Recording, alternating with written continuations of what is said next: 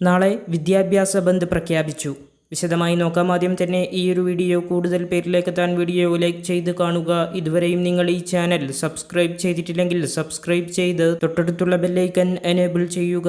+1 second allotment പൂർത്തിയായ ശേഷവും മലബാറിൽ തുടരുന്ന +1 സീറ്റ് പ്രതിസന്ധിക്കിടെ സീറ്റ് ലഭിക്കാത്തതിനെ തുടർന്ന് വിദ്യാർത്ഥിനി ആത്മഹത്യ ചെയ്ത സംഭവത്തിൽ പ്രതിഷേധിച്ചും ആവശ്യമായ പുതിയ ബാച്ചുകൾ അടിയന്തരമായി അനുവദിക്കണമെന്നാവശ്യപ്പെട്ടും ഫ്രട്ടേണിറ്റി മൂവ്മെന്റ് നാളെ വിദ്യാഭ്യാസ ബന്ദിന് ആഹ്വാനം ചെയ്തു. കേരളത്തിൽ ഈ വർഷത്തെ SSLC ഫലം പുറത്തുവന്ന് +1 അലോട്ട്മെന്റ് പ്രക്രിയ ആരംഭിച്ചതിന് ശേഷവും മലബാർ ജില്ലകളിൽ ഹയർ സെക്കൻഡറി സീറ്റ് പ്രതിസന്ധി രൂക്ഷമായി തുടരുകയാണ്. മലബാർ ജില്ലകളിൽ ഏകജാലക സംവിധാനത്തിലൂടെ ഈ വർഷം +1 അപേക്ഷിച്ചിട്ടുള്ളവർ 2,46,086 വിദ്യാർത്ഥികളാണ്.